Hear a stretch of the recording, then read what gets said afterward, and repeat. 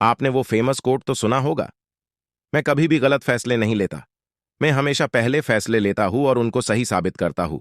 ये कहानी है एक ऐसे बिजनेसमैन की जिसने अपने अपमान का बदला गुस्से में आकर नहीं बल्कि सफलता प्राप्त करके लिया। कहते हैं कि अक्सर आम लोग अपमान का बदला तुरंत ले लेते हैं, लेकिन महान लोग उसे अपनी सफलता की सीढ़ी बना लेते हैं। टाटा कंपनी को नई ऊंचाइयों पर पहुंचाने वाले रतन टाटा पर यह कहावत बिल्कुल सटीक बैठती है। टाटा सन्स में 100 से ज्यादा कंपनियां आती हैं। इन कंपनियों में सुई से लेकर स्टील, चाय से लेकर 5 स्टार होटल तक और नैनो से लेकर हवाई जहाज तक सब कुछ मिलता है। यहां हम टाटा ग्रुप के चेयरमैन रहे रतन टाटा के जीवन की एक ऐसी कहानी बताने जा रहे हैं जो सभी के लिए प्रेरणादायक है। कहानी जानने से पहले हम रतन टाटा के बारे में जान लें तो इस कहानी को समझने में और आसानी रहेगी। रतन टाटा की जिंदगी उतार चढ़ावों से भरी रही है। उनका जन्म 28 दिसंबर 1937 को हुआ था।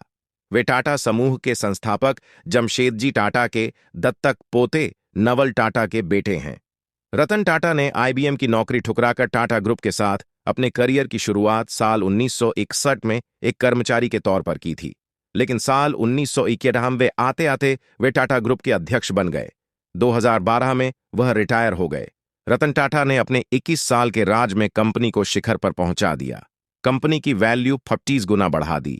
वो फैसले लेते गए और उन्हें सही साबित करते गए। इस तरह हुई बदला लेने की शुरुआत। ये बात है साल 1958 की, जब टाटा मोटर ने अपनी पहली पैसेंजर कार इंडिका बाजार में उतारी थी। दरअसल ये रतन टाटा का ड्रीम प्रोजेक्ट था और इसके लिए उन्होंने बहुत मेहनत भी की, लेकिन इस कार को बाजार से उतना अच्छा रिस्पॉन्स नहीं मिल पाया जितना उन्होंने सोचा था। इस वजह से टाटा मोटर्स घाटे में जाने लगी। कंपनी से जुड़े लोगों ने घाटे को देखते हुए रतन टाटा को इसे बेचने का सुझाव दिया और न चाहते हुए भी रतन टाटा को इस फैसले को स्वीकार करना पड़ा। इसके बाद वो अपनी कंपनी बेचने के लिए अमेरिका की कंपनी फोर्ड के पास गए। रतन टाटा और फोर्ड कंपनी के मालिक बिल फोर्ड की बैठक कई घंटों तक चली।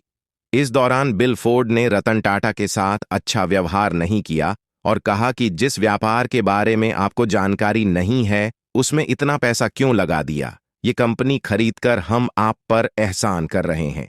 ये शब्द बिल फोर्ड के थे, लेकिन रतन टाटा के दिल और दिमाग पर छप गए। वे वहां से अपमान का घूंट पीकर इस डील को कैंसिल कर चले आए। बिल फोर्ड का वह अपमानित करने वाला वाक्य उन्हें लगातार बेचैन कर रहा था और उनकी रातों की नींद उड़ी पड़ी थी। बस इसके बाद रतन टाटा ने निश्चय कर लिया कि वो अब इस कंपनी को किसी को नहीं बेचेंगे और लग गए कंपनी को ऊंचाइयों पर पहुंचाने के काम में। इसके लिए उन्होंने एक रिसर्च टीम तैयार की और बाजार का मन टटोला। इसके बाद की कहानी सभी को पता है कि भारतीय बाजार के साथ साथ विदेशों में भी टाटा इंडिका ने सफलता की नई ऊंचाइयों को छुआ। तो वहीं इस घटना के बाद से फोर्ड कंपनी का डाउनफॉल शुरू हो गया। साल 2008 तक आते आते फोर्ड कंपनी दिवालिया होने के कगार पर पहुंच गई थी। मौके की नजाकत को समझते हुए रतन टाटा ने फोर्ड की लग्जरी कार, लैंड रोवर और जैगुआर बनाने वाली कंपनी JLR को खरीदने का प्रस्ताव रखा, जिसको फोर्ड ने स्वीकार भी कर लिया।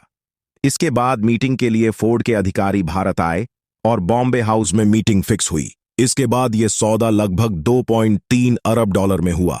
तब बिल फोर्ड ने रतन टाटा से वही बात दोहराई जो उन्होंने रतन टाटा से कही थी, लेकिन इस बार थोड़ा बदलाव था। उस समय बिल फोर्ड के शब्द थे, आप हमारी कंपनी खरीदकर हम पर बहुत बड़ा एहसान कर रहे हैं। ऐसी ही और प्रेरणादायक कहानियों के लिए हमारे चैनल मास्क मोटिवेशन को सब्सक्राइब करें, वीडियो को लाइक और शेयर करें। धन्यवाद।